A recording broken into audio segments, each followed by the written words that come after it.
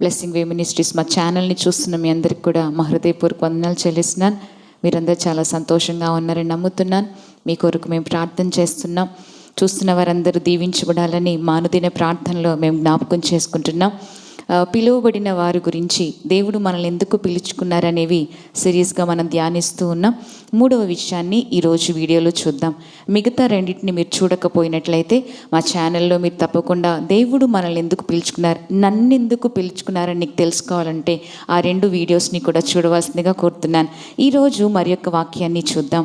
1 కొరింథీయుల పత్రికలో 1వ అధ్యాయము 9వ వచనంలో ఈ రీతిగా మనం చూస్తాం.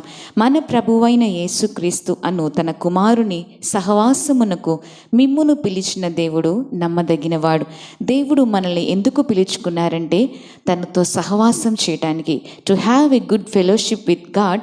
God called us. దేవుడు ఎందుకు పిలిచినారంటే to have a good fellowship. మనం చాలాసార్లు చాలా ఫ్రెండ్స్ కోసం చూస్తుంటాం. మన ఫ్రెండ్స్తో మనం టైం స్పెండ్ చేయడానికి ఇష్టపడతాం. మనకి ఇష్టమైన వారితో ఫెలోషిప్ చేయడానికి చాలా ఇష్టపడుతుంటాం. వారి సహవాసాన్ని కోరుకుంటాం. ఈరోజు ఎవరితో మాట్లాడదామా, మనం ఎవరి దగ్గర నుంచి కంఫర్ట్ పొందుకుందామా, ఎవరితో స్పెండ్ చేద్దామని చాలా ఆలోచిస్తాం కదా. ముందుగానే చాలా ప్లాన్ చేస్తాం. పలానా రోజు ఒక స్పెషల్ డే కనుక నా ఫ్రెండ్స్ని కలుద్దాం, వాళ్ళతో స్పెండ్ చేద్దామని చాలా ప్లాన్స్ చేస్తూ ఉంటాం. అలానే దేవుడు అంటున్నారు, వారి సహవాసం కంటే కూడా నా సహవాసం మీకు అవసరం. దేవుడు అంటున్నారు, నా సహవాసానికి నేను మిమ్మల్ని పిలుచుకున్నాను. ఇప్పుడు మన ముందున్న ప్రశ్న ఏంటంటే, మన ఫెలోషిప్ ఎవరితో ఉంది, మన సహవాసం ఎవరితో ఉంది?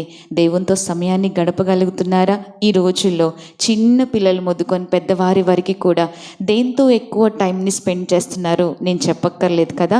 అందరికీ తెలుసు, టీవీస్తో, ఫోన్స్తో, ఫ్రెండ్స్తో ఎక్కువ స్పెండ్ చేస్తూ ఉంటాం.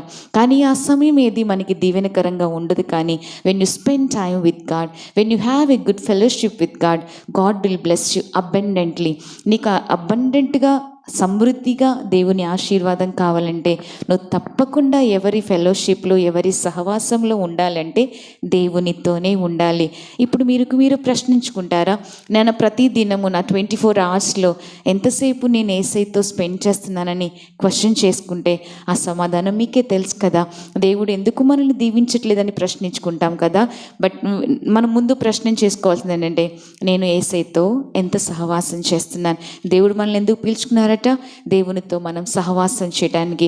When you spend time at the feet of the lord, దేవుని పాదాల దగ్గర నువ్వు ఎప్పుడైతే దీవెన సమయాన్ని గడుపుతావో, మనకి తెలిసిన లేఖనం ఉంది కదండి, మరియా ఎప్పుడైతే యేసయ్య